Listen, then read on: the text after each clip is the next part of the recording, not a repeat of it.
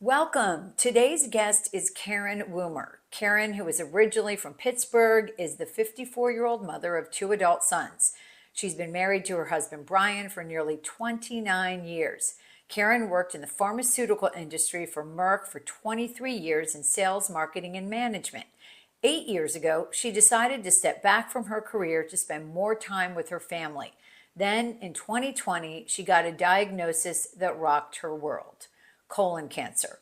When Karen finished her treatment in 2021, she committed herself to creating awareness about getting screened for colon cancer while working with the National Colorectal Cancer Alliance. She also recently became the chair of the board of a local nonprofit organization called Design for Joy, a place where I volunteer, and that's how we met. Welcome to the program, Karen. Thanks, Amanda, for having me. So, I wanted to have you on the program, obviously, to talk about what you're doing in the community. But not only are you a fighter, you're a giver. So, obviously, you've had a transformation in your life, right? Because Yes. of this health crisis. But let's start from the beginning. Like, where did you grow up? Where did you go to school? How did you get into the pharmaceutical industry? Yeah, so I grew up in Pittsburgh and spent my entire childhood there. My parents are from there. Really, neither my husband or I ever thought we would leave there. But after college, and then I went to Miami of Ohio. And after college, job market was not great in the early 90s. And so I decided to go on and get my MBA right after, and I went to the University of Pittsburgh. And coming out of that, I had two job offers, and one was Merck Pharmaceuticals, where I could stay in my backyard and actually call on physicians that were fathers or even some others of friends of mine, or I could move to Seattle and work for Microsoft. I'm not really sure what I was thinking. I know. When are you rethinking that decision, Karen? Yeah, I could have. I was actually The going road to not start. the road not traveled. Yeah. And ironically, my sister now lives in Seattle and works for Microsoft. Oh, So okay. crazy full circle moment. But I got into the pharmaceutical industry really not knowing what I was getting into, other than they had a great management development program. And at the time, Merck was one of the most admired companies. It had been for 7 years in a row by Forbes magazine. And I just thought, I mean, it's a good great fit company. and a great Sure, place to I can get talk training. to people and gain some foundation on some managerial skills. And I really thought I would be more of a marketer than a salesperson. Well, it turns out in order to do either, you need to be strong at both. So it was really a great way for me to use my skills. Absolutely. And you were there for a long time, right? Yes, I was. I had an opportunity a couple years in. I was technically an MBA hire, and so the goal was to get to headquarters in Philadelphia.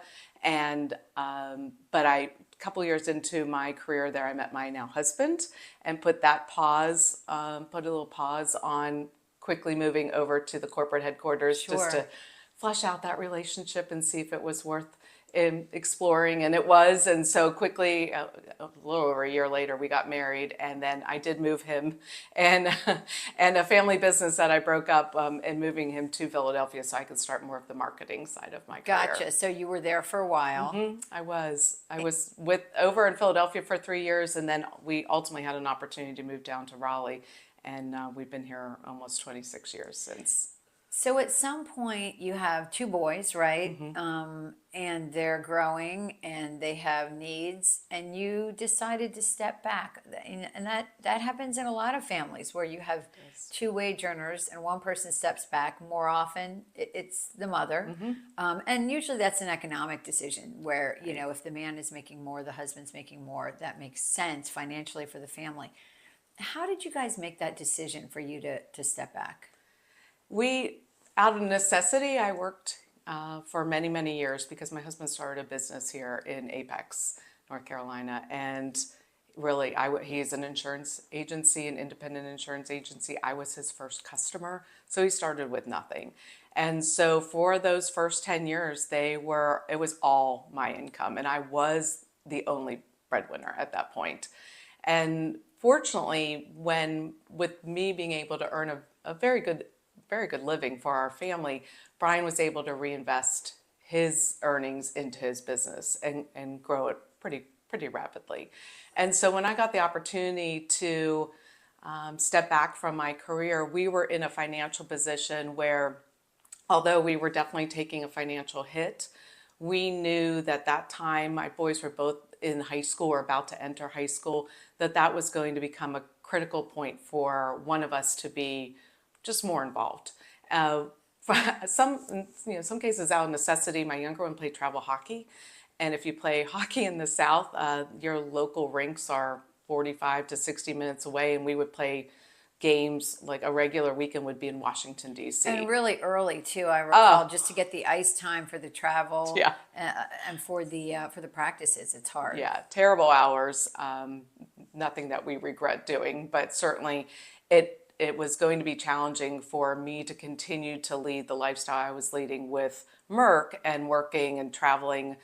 I mean, often I was on the road Monday through Thursday, and then also my husband's still trying to grow his business. So we made the decision, both personally and then professionally, to take a step back. I, at the time, didn't know if it was a permanent step back or if it was something I would just pause for a couple of years and then look to either re-enter that industry or something else. So, as we know, life throws us curveballs, right? We can't plan everything. We think we can, right? Yes. We think we're in charge, but we're really not. And so in 2020, when we think back to 2020, most of us think about the pandemic, right? Right. That's not what you think about. Talk about your diagnosis, how you found out, and what that looked like for you. Yeah, so 2020, crazy year, just for everyone around the world. But I was scheduled to have a Now That You're 50 colonoscopy I turned 50 in June of 2019. And my primary care physician said, I'm going to do you a favor. And rather than make the reminder that you need a colonoscopy the day after your birthday, I'm going to give you 6 months.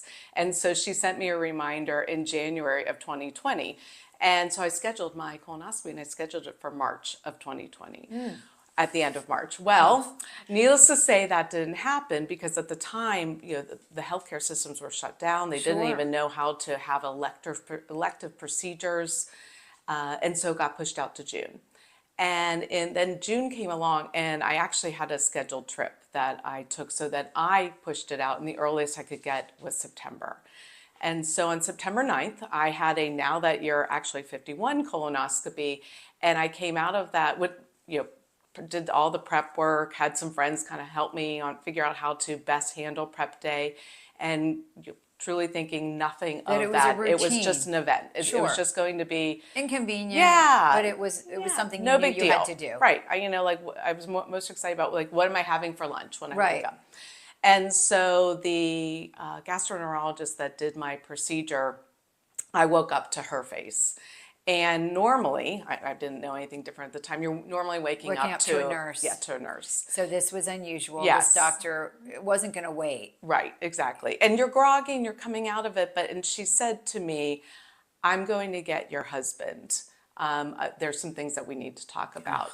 I know it was frightening because I knew that it was a big deal because at the time, whoever was driving you to and from the procedure had to wait in the car. They weren't Right. even allowed in the waiting room. So to ask him to come back in was Yes, a big deal. It was. And so she said to us, I have some bad news. I don't know if it's as bad as it could be, but I found a large cluster of polyps on your ascending portion of your colon, which is the right side of your colon, right where it makes the curve to traverse across your body. And she said, I did a biopsy of them. Nothing really looks suspicious, but it's a large enough cluster of polyps that regardless of what the biopsy says, it needs to come out. So you will need to have colon surgery. I'll get you to a great colon surgeon, and probably it's just benign and you'll have the surgery. It's probably 6 weeks of recovery and you'll be on your way. By Thanksgiving, you'll be making Thanksgiving dinner if that's what you choose to do. So in that moment, I'm guessing you're hopeful. You're thinking Right. she's making this sound like it's not that big a deal. Correct. I'm not going to make a leap to it being cancer. Correct. And I went into the procedure. Oh, and about a week after the colonoscopy, pathology came back as precancerous. So again, needs to come out, but nothing to worry about. Not an emergency. No. So on October 12th of 2020, I had my colon surgery, my scheduled colon surgery, and I was in the hospital for 4 days. Just the recovery is brutal in that they're just reconnecting your colon, and they want some general medical things to happen. And my surgeon came in on, I had it on a Monday. My surgeon came in Thursday to discharge me, and she looked at me, and I could, and my husband, again, during COVID, when you weren't allowed to come into waiting rooms, they were, Rex Hospital, local hospital here in Raleigh, was so gracious, and they let my husband stay with me pretty much the entire visit. And he had just left to greet my parents who were coming up to help out, and she came in, and I was alone. And she told me, and I'll never forget, she looked at me and she said, "This sucks. This is not at all what I thought I was going to have to tell you, but you have late stage 3 colon cancer." Oh my gosh. Yeah, it was, and I just sat there stunned because I was waiting for her to discharge me. Sure. And just to really think about, okay, what are the next couple of weeks going to look like? This was not the news that you No, expected to hear. didn't think about that at all. And so it was, I was in shock and awe at the time. And then thinking about immediately, I don't even know what late stage 3 colon cancer looks like. I don't know what the outcomes are. She said chemo would definitely be in my future. But really at that point, she was lining me up for an oncologist. And so, again, talking about the fact that life is unplanned, right? It's not linear. Any of us could be in that situation at any moment, Absolutely. but we don't know it. We don't think about it. Not at all. And so that's why it's so important, right? Yes. To do what you want to do and live every day Absolutely. to the fullest. So, what was your treatment? What happened next? So I met with my oncologist. I got a fantastic recommendation from a local woman here in Raleigh. Her name is Brooks Bell. She's pretty famous in the colon cancer world now. But she told me, I had just been assigned to a general oncologist, and she said, "Karen, we have some of the best oncologists specializing in colon cancer in the world. Why not go to the best?" And I said to her, I've stage 3, I have run-of-the-mill colon cancer. She's like, "It doesn't matter. Go to the best, because what if it comes back? Or what if your treatment doesn't go as planned?"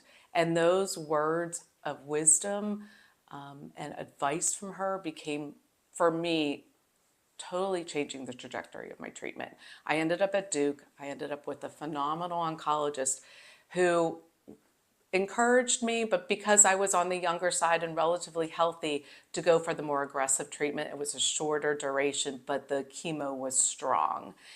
And so I did that, and I started in November of 2020, and the first round wreaked havoc on my body. And I ended up in the hospital for another 5 days, pretty much depleted of everything that I had. I was septic, just all kinds of issues, blood transfusions, things that I just had never expected I would have, not only during treatment, but just in general. Sure. And because I had been with who I considered the best in the business for colon cancer, he knew exactly what to do, and he knew exactly how to change my course of treatment so I could not only respond better to it or handle it better, But survive it. And so I continued on. My treatment lasted longer than it initially anticipated. So instead of being done in 3 months, I was done in 4.5 months. But in the scheme of things, I was able to handle it and complete it, which gave my prognosis basically 93% survival rate after 5 years. How are you doing now? I'm doing great. So I look back on it. It's crazy to think it's been 3 years since I completed treatment. I had not a symptom when I went in for the colonoscopy. So I was, as surprised about the diagnosis. But I knew coming out of treatment, and even though it knocked me down and, it really, gave me a run for my money, I knew that I wanted to will myself to feel as good as possible, as soon as possible, because I wanted to get back to living. Because a diagnosis like that and the treatment, when it really just takes you to the ground, makes you really think about, well, what if you have the incredible opportunity of being able to move forward, what does that look like? Yeah, I was a caregiver for my mom. She had brain cancer. So I haven't experienced what you experienced, but I experienced it from probably a position like your husband, where you are helping somebody and watching them go through it. And it's a very helpless feeling because you want to take away the person's pain. How was your family? I mean, it had to be hard on them. It was. And to be honest, my husband was, hope I hate me for saying this, an emotional wreck. I actually was probably the stronger of the two because I knew I could internalize it. I could coach myself on how I could handle it, and he felt helpless. Sure, of and course he did. yeah, and really just struggling, and I'm a very independent woman. I can just get things done. I'm self-sufficient, and he knew that, when I was really having my weakest moments, that He had to step he up. really had to step up. And in fact, because of him and recognizing how sick I was, he was the one that eventually took me to the hospital to get treatment when I was so sick. But I kept thinking, This is I'll just be part of fine. it. Yeah. Tomorrow will be a better day. It will be better tomorrow. I'll feel good tomorrow. And there was no feeling better tomorrow. I was so sick. So, how has this, and we'll get into your work in a minute, but how has this changed you as a person, changed your outlook on life? In so many ways, it just gave me an opportunity to appreciate not only what my family did for me and was there for me, but really what my community did. I had a support system of women in particular that came around and circled me. And I'm not somebody who readily asks for help. I'm also somebody who often says, no, I'm fine. I don't, do you need this? No, I'm good. I had people just make decisions for me versus waiting for me to say This is what I need. this, yes. They figured out what you They did. needed and they just did it. Yes. And I said often during my treatment that I love my family, but I needed my friends. And my friends stepped up in a way that, I just had no idea. And so what changed me the most coming out of it was that I knew that I not only needed to be there for my friends if anybody else was going through any kind of struggles, whatever it might look like, to show up differently, but I wanted to just get involved more in my community because there was just, I had the good fortune of being lifted up and I wanted to be able to do that for others. So, you could have just said, wow, I survived this. I'm going to go to Tahiti and sit on a beach. That would have been great. I mean, you could have gone in a different direction, but instead you just became really passionate about the awareness around colon cancer. So talk to me about that work first. What do you do? How did you get involved? I made some initial connections at the National Colorectal Cancer Alliance out of DC.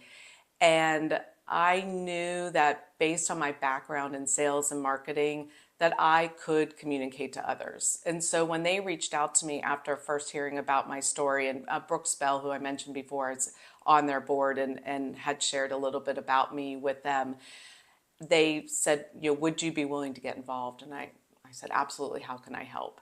And so I've done a variety of things for them. I'm part of their buddy program where I help one-on-one coach individuals that are similarly diagnosed or staged as I was, just giving them tips on how to handle treatment, just, what worked for me, what didn't work. But I also recognized that I could be a voice to a larger audience. And so last March, they asked me to be part of a satellite media tour where I went to Charlotte and along with a colorectal surgeon, had an opportunity to be interviewed by 26 TV and radio stations from around the country where we really just were talking about not only colorectal cancer awareness month, which is in the month of March, but also share the power of just simply getting screened, doing Right. your routine screenings. Though at the time, 50 was the recommended age for colorectal cancer screening, and now it's 45. And so had I been screened at 45, the chances are real good that I would not have had late stage 3 colorectal cancer. I would have had probably a small cluster of polyps that would have been either removed during the procedure or a quick surgery that would have been very different than what I had a couple of years ago. Yeah, I mean, sometimes when I hear that it's a 10-year window in between, that feels like a long time. It does. But it is not a fast growing cancer, correct? And so that's why we have the 10-year window, Yes. unless you are Yeah. at risk, right? Correct. Or they find something. How do people react? Because I know a lot of people really put off colonoscopies. They don't want to do it for obvious reasons. I Right. mean, it's 2 days out of your life. It's not fun. It's inconvenient. How have you seen people's minds changed by talking to you? I have, and I made it my mission during my treatment to most people that I'm connected with on all the social media platforms are around my age. And so the one thing I could do that was a good distraction during treatment was encourage my community, especially during COVID, where people were just fearful of scheduling these kinds of procedures, to go get a colonoscopy. And I normalized it for people. I was real honest on, if you need help with prep or you need some tips, let me know. If you want to know what it sounds, what waking up looks like or feels like, let me know.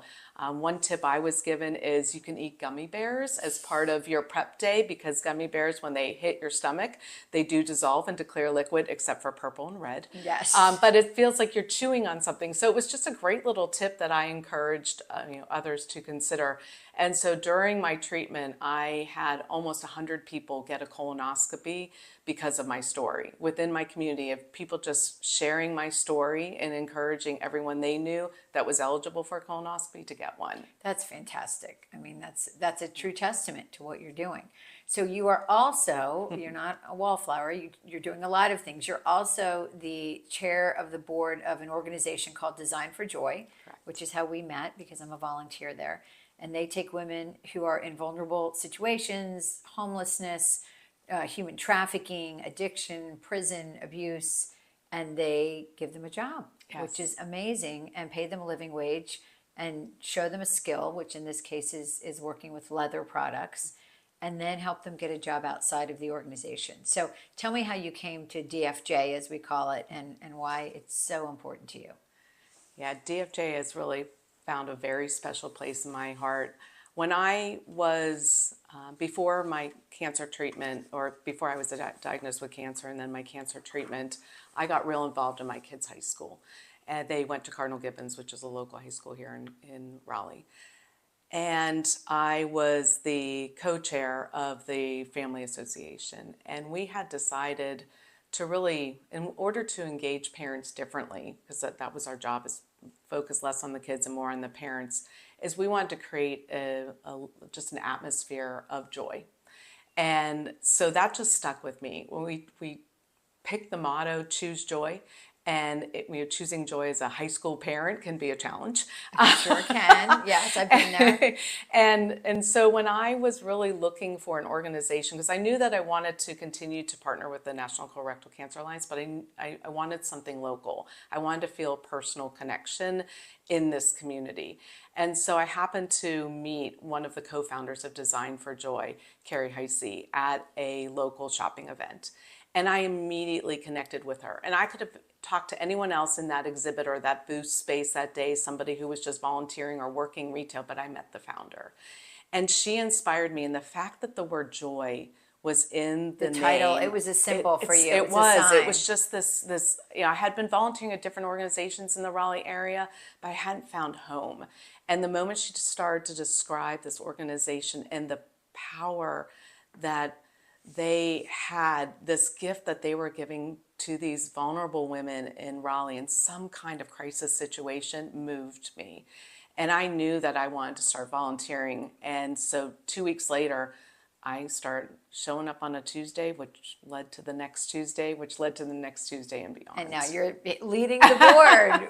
I am. I didn't go from volunteer on a Tuesday to board chair overnight, but it's been a relatively short journey, because I think they realized quickly that I had some skills and some previous experience that would be helpful, but I realized even faster that I could do more than just be part of the production team. Although so important from a volunteer position is to help our artisans out in some very simple ways to make their jobs easier.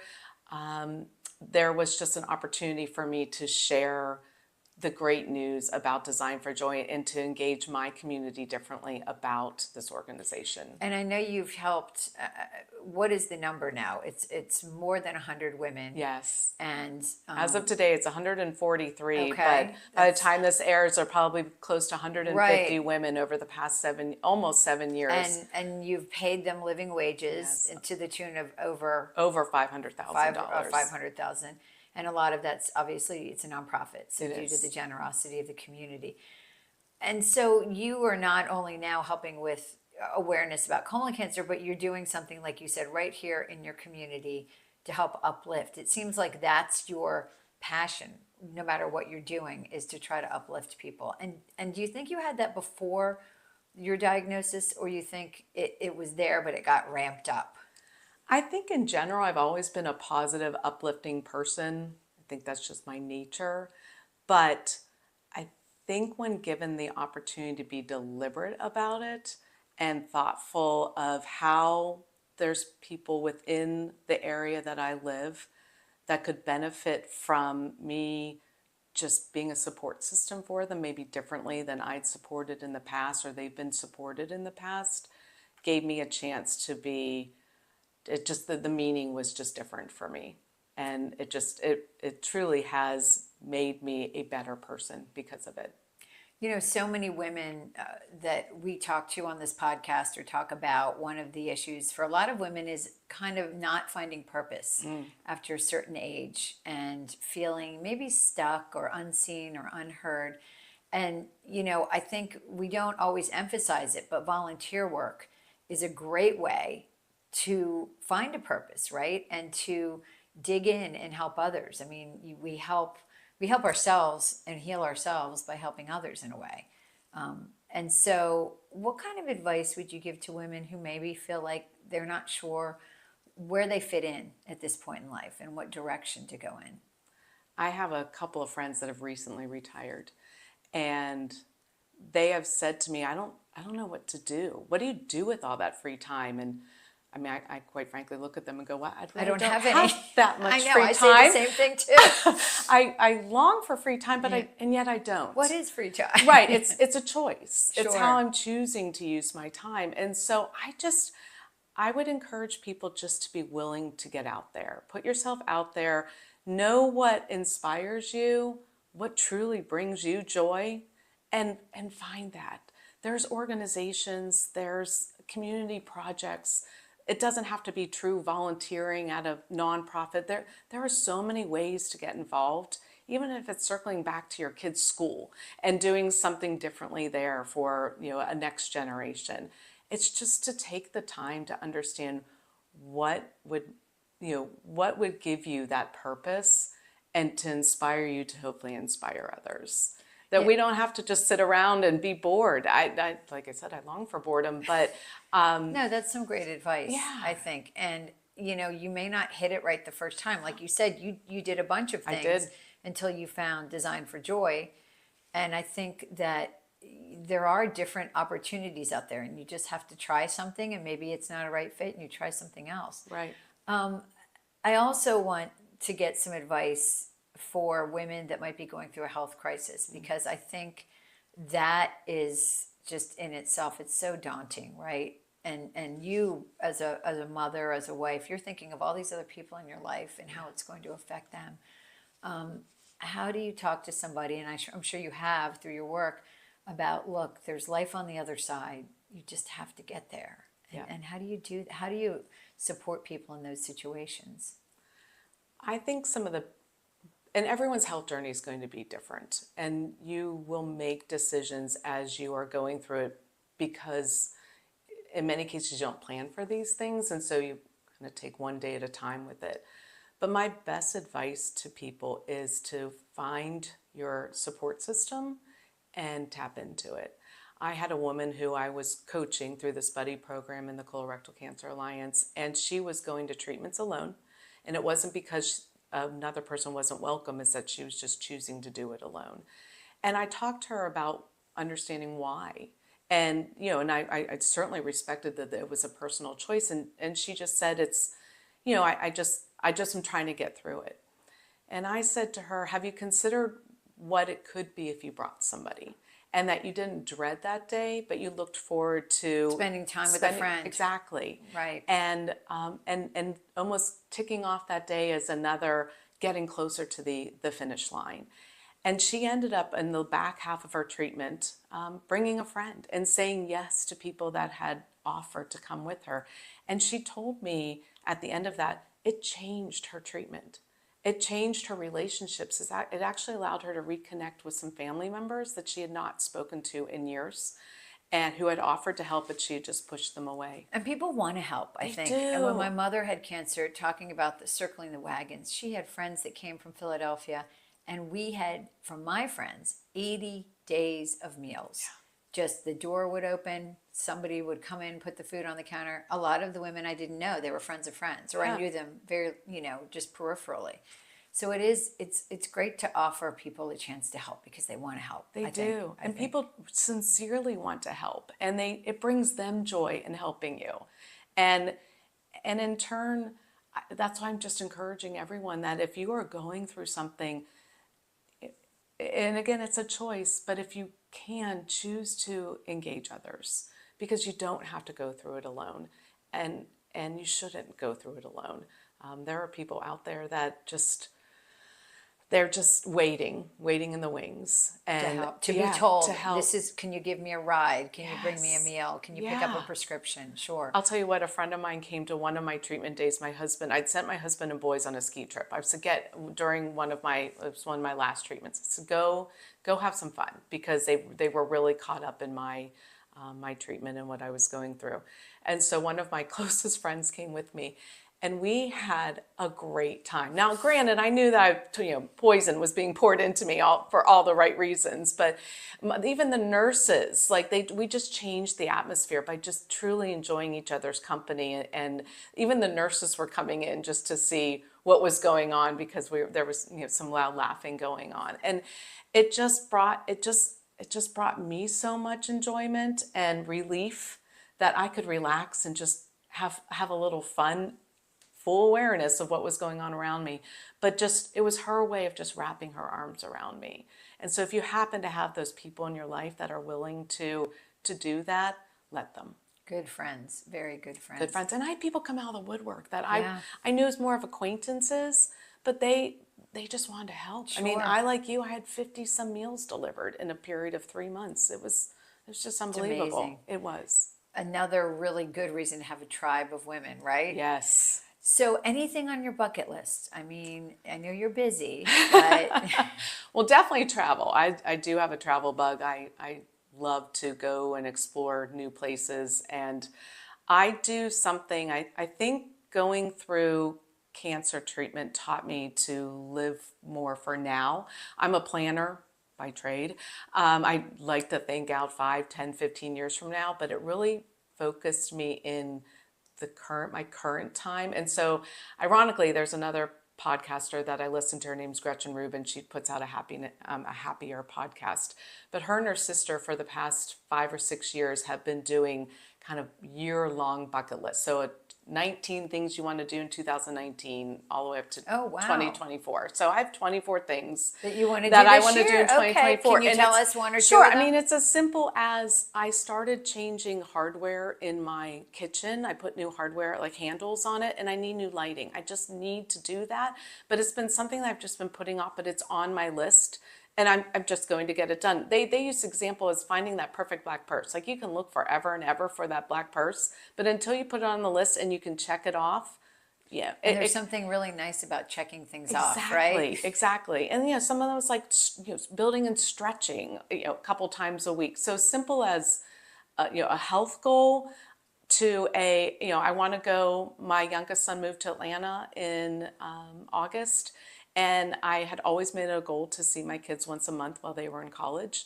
That was on my 2022 and 2021 list. But now that he lives in Atlanta and it's just not as easy to get to, he's on my list that I see every other month. And so Okay. just this past weekend, I met him in Asheville, North Carolina, because I was not going to see him this month or next if I hadn't done that. So you made a plan. It does, yeah. You It kind did of it. forces you to think about, I need to say yes to some of these things. So it's as the big, hairy, lofty goals to as simple as there's just a light bulb that is 2 stories high that I just need to get changed. And if I don't put it on a list, it's not going to get done. It's Yes. not going to get So done. my bucket list looks different in that I focus on a year list, but I certainly have places and things I want to do in the long term. Well, Karen, thank you so much for joining us on this show. I know that so many women who have either gone through a health crisis or know somebody that is going through it will benefit, from your story and your advice, because it's great advice, all of it. Yeah. So thank you for sharing that. Thank you for having me. Also for sharing about Design for Joy and all the great work you're doing in the community. Yeah, love that organization. Certainly encourage anyone local to come visit us anytime. Okay, thank you. Thank you.